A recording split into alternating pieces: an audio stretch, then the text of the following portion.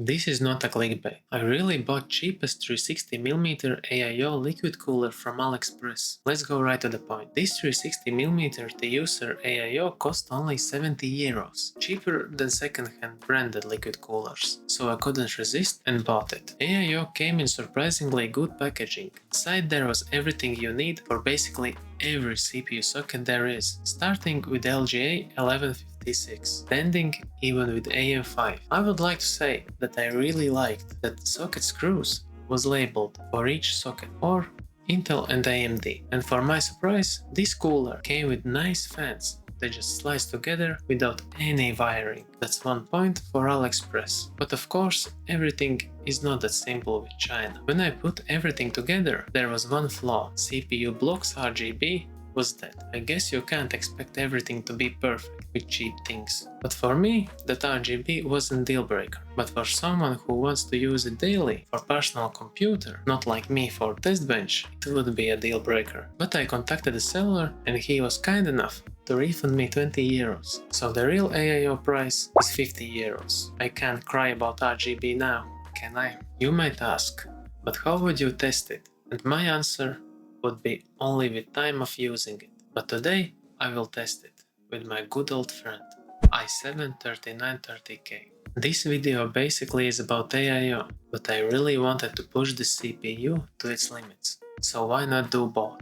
I will say this first, that this CPU is not new and it was used in server, so I'm not sure how it will handle voltage for its age.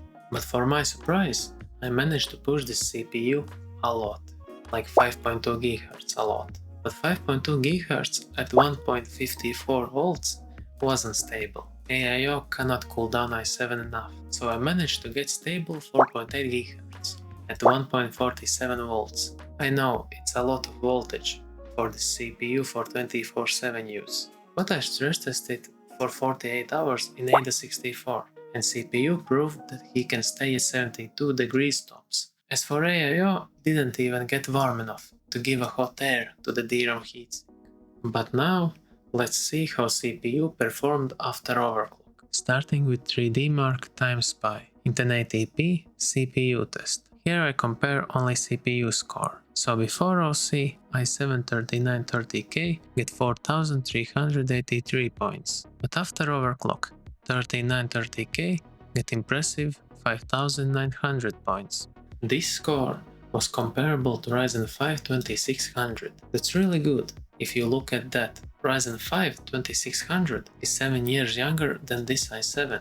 Now Cinebench R23. Here I didn't expect much of this CPU, but i7 impressed me with its score. Before overclock, i7 scored 4760 points in multi-core test, but only 681 points at single-core performance test. I will add stock cooler in multi-core test, CPU hit 91 degrees, even when cooler was at 100%. But now let's see what OC get. In multi-core performance test, i7-3930K gets 6537 points, and cool points, because AIO did his thing well enough that CPU hit only 72 degrees. And as for single-core performance, CPU score 883 points. I didn't expect that huge of a difference in score after overclocking i7, but I liked that old hardware proves me wrong. And now, little bit different benchmark, but still worth mentioning. Shadow of the Tomb Raider in 1080p, DirectX 12 and highest graphical preset.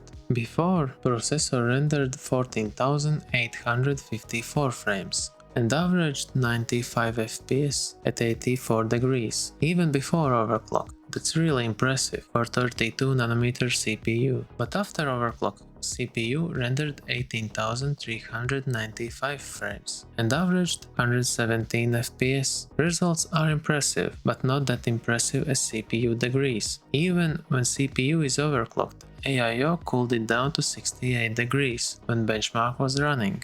Of course, everyone wants to see how this beast performs at real games, like Forza Horizon 5. I run Forza at 1080p medium preset and the FX AA turned on. And before, CPU average frame rate was 76.1, minimum was 52.4 FPS, and maximum was 85.7 frames per second. But after overclocking the CPU, average FPS was 102.6, minimum just below 60 at 59.4, and maximum was 121.4 FPS. Average 100 FPS is a huge improvement, and overclock get rid of lag when cars spawned.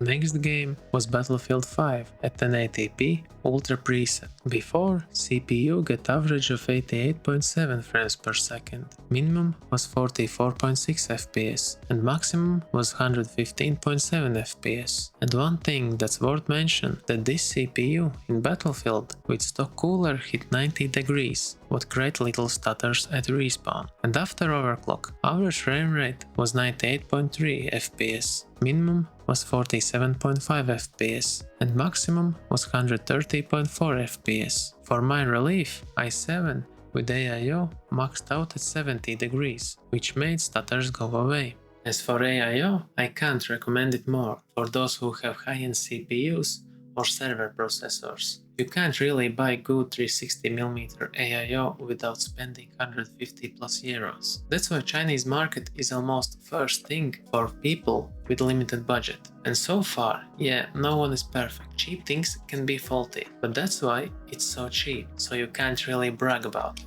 And so far, I'm impressed with quality for the price. And of course, I'm impressed with i7-3930K too, but this video was more about that you can get good performance from old, cheap, but reliable things. And I will continue to test this cooler daily. But for now, thanks for watching and see you in the next video.